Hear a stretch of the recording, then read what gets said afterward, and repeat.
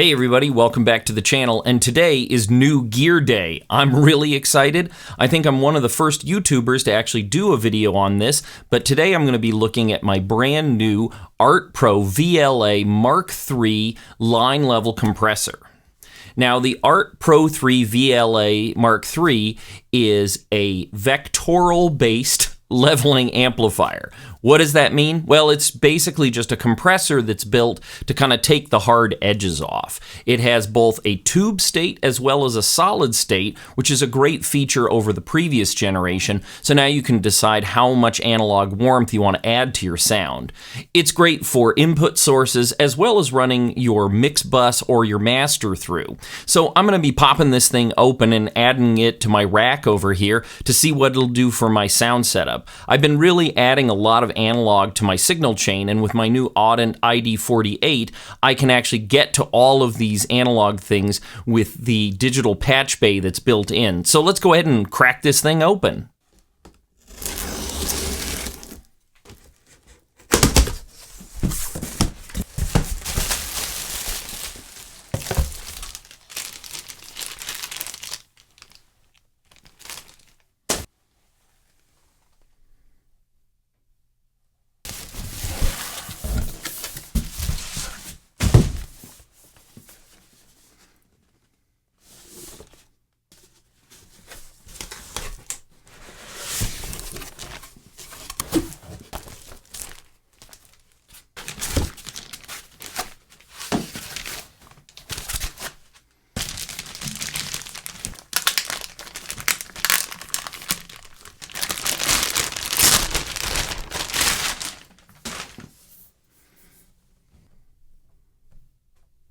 Okay, so let's chat a bit about the ART Pro VLA Mark III. Again, this is a stereo bus compressor, but you can also use it as two mono-channel compressors. So that gives it a ton of versatility for both using on input sources as well as, again, on mix buses, on masters, and other things. Now, for me, what I've been doing lately is picking up a lot more analog gear to run some of that warmth. The start to all this is I wanted an analog signal chain for my voices when I'm doing these YouTube videos because I was tired of doing all the post-processing. Now, I am a fan of high-end plugins, and I think they can sound amazing, but it is so liberating to just record a voiceover, listen to it, and realize you have to do nothing other than level matching, no EQ, no room noise, anything like that. You can just send it right over into Final Cut to edit the video, and that saves me so much time. Now, on the audio side, I'm really looking to step up my game. Now, all of this equipment is purchased by me. I know a lot of people are talking about that this is not a sponsored video. I did purchase this, but I will say that I really do like ART products. When we look at my rack over there as we screw this thing in, you'll notice that I have some other ART gear. And I think for the price you pay, it actually really works very well. I think it's one of those things that I've seen it in many, many professional studios, and people genuinely use them. And so I don't think you need to fear about getting them. Not that there aren't better or different, but this is a tool that's really very versatile, and it does its job well. Now, the Mark III is brand new this year. This has the solid state as well as the tube channel on it. And so when it does its compression, you have two different options, which is pretty darn handy. And it has some fun hidden features. One of which is when you use it as a stereo, you can actually balance the left and right channels so that you can make the left louder or softer to make everything balance out better if you're doing, say, a master bus or a mix bus. Now, all the controls on the front are pretty straightforward. We have our VU meter, which is your average or RMS of your levels, as well as your gain reduction down there in the LEDs below. We have variable everything, which honestly is pretty darn fantastic because, yeah, I could probably just set it at 4:1 and forget about it, but isn't it nice to be able to do 3.8 if you want to? That's pretty darn handy. And it has real basic connections on the back. It's purely analog, but you can see we have both 1/4 inch and XLR, which makes it really handy because the DB5 connectors on the back of my Audent ID48 are all 1/4 inch. And so it's nice that I don't have to use any adapters where I might accidentally introduce a little bit of noise in there. Now, I'm not going to go over the specs in terms of self-noise and all that other stuff, because for me, it's really about just how it sounds and how useful it is in my system. And so let's go ahead and throw this into the rack and see what it can do. You can see over here in my lonely little rack, I have my headphone amplifier from when I'm doing multi-tracking stuff with more than one instrument, and then I also have my ART voice channel strip, which is another tube preamp, as well as compressor, de-esser, voice gate, and equalizer. I'm running my voice through that right now, in addition to my Black Lion Auteur preamp. I actually like to use this as both a preamp. I think it sounds very good, but I also like to use it as just a straight channel strip. You can see over here I have the gain knob set to 0 to do this, so that I'm only using the gain stage from the Auteur, because I think it gives it a nice sheen. And again, it prevents me from having to do all the extra post-processing. So let's go ahead and kick out the laser printer, because it's going to have to find its home now in the server closet, and let's get the VLA installed in the rack.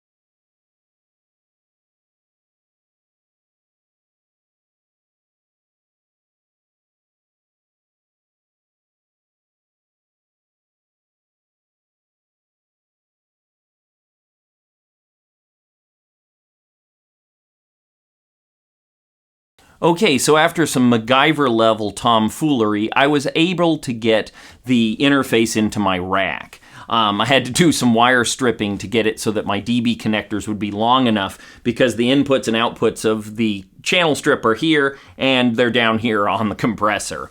Anyway, so on the compressor, we have our controls over here with a power switch on the front, which is nice. I don't like to leave my gear powered on for long periods, so I do like to be able to turn them off. We have threshold, we have our variable ratio, we have our output, attack, release. We have our voice button, which is going to choose between the tube and the solid state, and then we have our compressor bypass, which means if I want to A-B this, I can just go like that, and I can disable it and enable it. And it is a hardware disconnect. And so it is not just kind of turning down the settings, it's actually taking the signal and routing it away from the compressor. Here in the middle, we have our stereo link, and the stereo link basically just allows us to make the left-in channel work together as a stereo pair, which makes the output knob on this side become the balance knob, and it will let us balance left and right. And so when we do that, this becomes the master output for both channels. Now, of course, when we have it unlinked, that means that we have a duplicate set of controls over here, because again, this can function as two independent compressors, or it can be one unit. And again, we have our bypass on this side.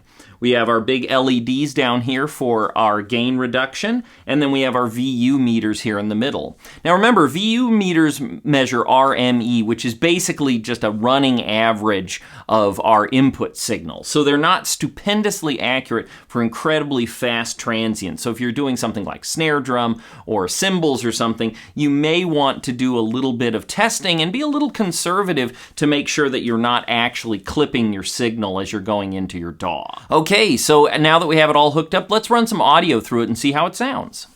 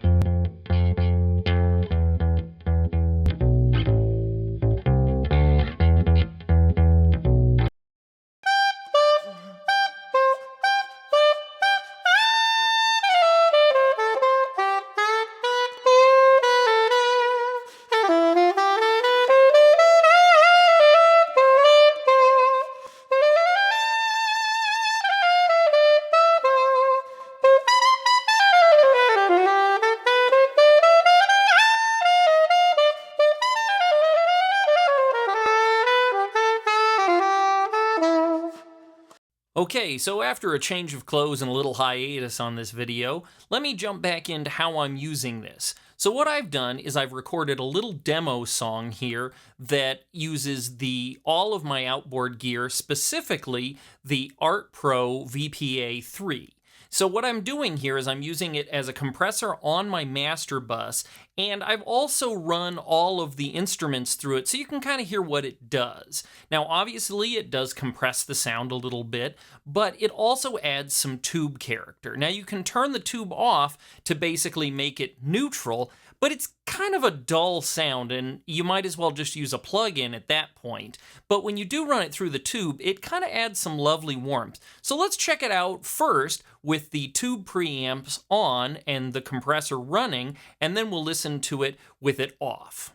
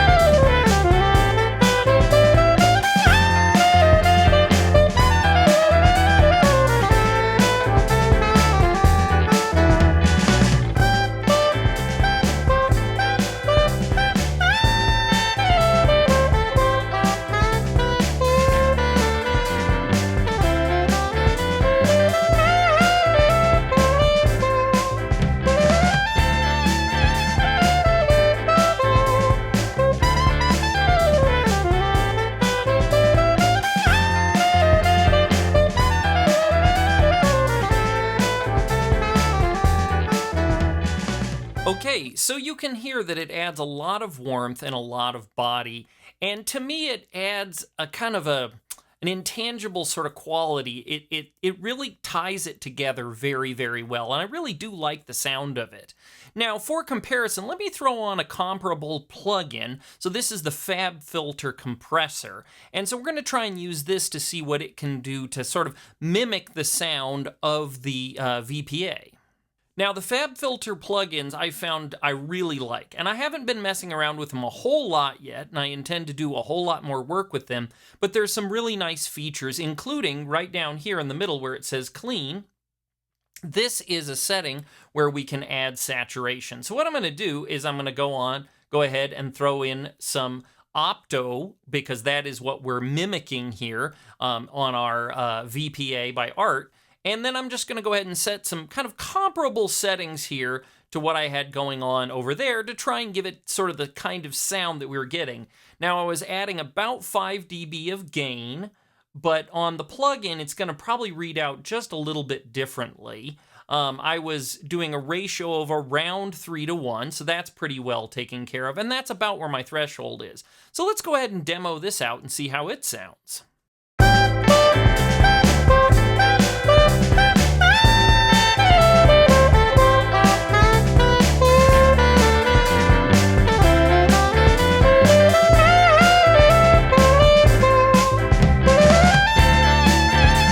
So now that we've gotten our settings dialed in, remember, if you want to add saturation, which is what the tube is doing, you're going to go ahead and add this tube character down here. That was its clean setting using an opto emulation. So now let's add some of this tube saturation to the sound and see how that sounds.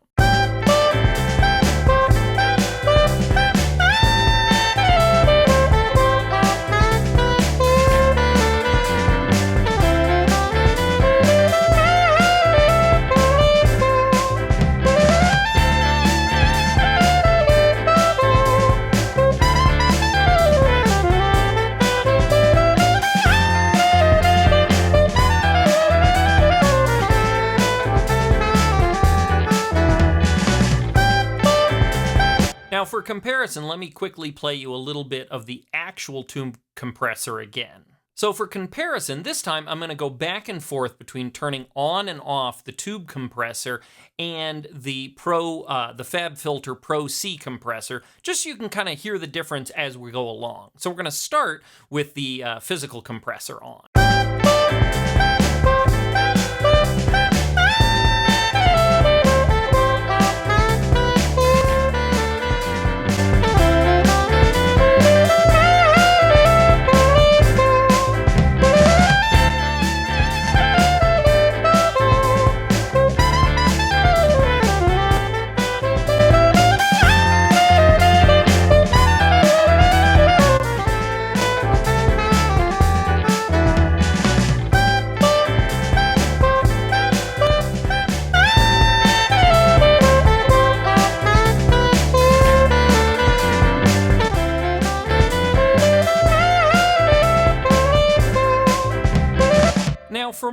funny, the physical compressor actually sounds warmer yet. There's still a little bit of edge in the FabFilter. Now, is the FabFilter unusable? Absolutely not. It still sounds pretty darn fantastic, but if it were me, I would probably choose the physical over the plugin because it's just a little bit warmer, it has a little bit more character, and it kind of carries it through.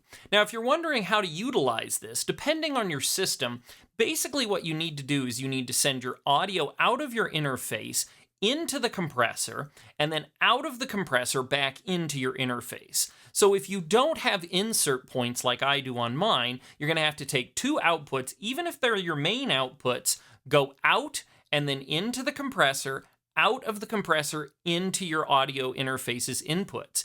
And the nice thing is, even if you had a really basic small interface that only had two outs, you can still do this because you can monitor using your headphones. Now, depending on your DAW, what you need to do is you need to use a plugin like this one, and this is actually by Apple, and it comes with Logic.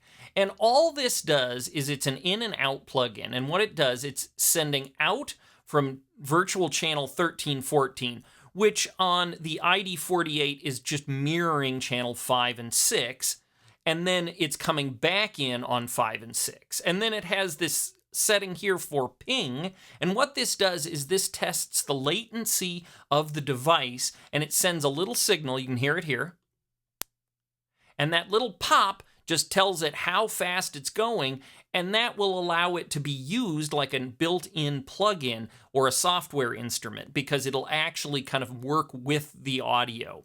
And so it's a really quick and easy thing. And you can see the only thing I had to do is I turned down the output volume because on my system, the output was just a little bit hot coming into the compressor. So I just pulled it down a few dB so that I could use the actual compressor's output to squeeze it a little bit. Now, on this compressor, just so you know, it doesn't have a makeup gain. What it does is you up the threshold on the compressor. So you're making that a smaller number, aka -10, -12, etc. And then you are increasing the ratio. So if you put it at -20 at 4:1, that means anything that goes past -20 on the input is going to be cut by 4:1 on the output. And then the way you're compressing it is you're just turning up the output on the compressor. So basically all that means is we're going to send in a signal, and then we're going to set our ratio, and we're going to set our threshold, and then we're just going to use the output to compress it. And so it really is just a leveling compressor. It doesn't do a very good job of cutting out valleys like you might do to make on a drum part so that you could make it have less sustain. This one is really much better at just kind of taking any sound source and kind of smoothing it out, bringing the lows up and giving it kind of a nice warm pillow to it. So what are my final thoughts on this compressor? Well, I actually really like it. I think it's pretty darn fantastic. I'm really enjoying it, the sound of it, and I can't wait to run some full mixes through it to get that warm sound. I've really been making use of my outboard gear lately, and basically, I think it's just fantastic, and it's added a whole new level to the studio here. The ID48 that I'm using as my primary interface makes this really easy because I can turn them on and off, and I can route things much faster and easier because I can actually use my channel strip as a plugin and overdub things so I can add that character to it without actually having to use a ton of plugins. It does take a little bit of patience because you are going to have to write these one at a time, except for obviously in mastering where you're just going to spit it out at the very end. But like I said, because you can monitor the sound in real time, it's pretty fantastic. You can just get down there, turn the knobs, adjust your settings until you get exactly what you're looking for. So thanks so much for watching. If you're enjoying the content, please like and subscribe to the channel. I'm going to be doing more gear videos as well as Dorico, Logic, Final Cut Pro, and anything else my heart desires. So until next time, thanks so much for watching, and I'll catch you at the next one.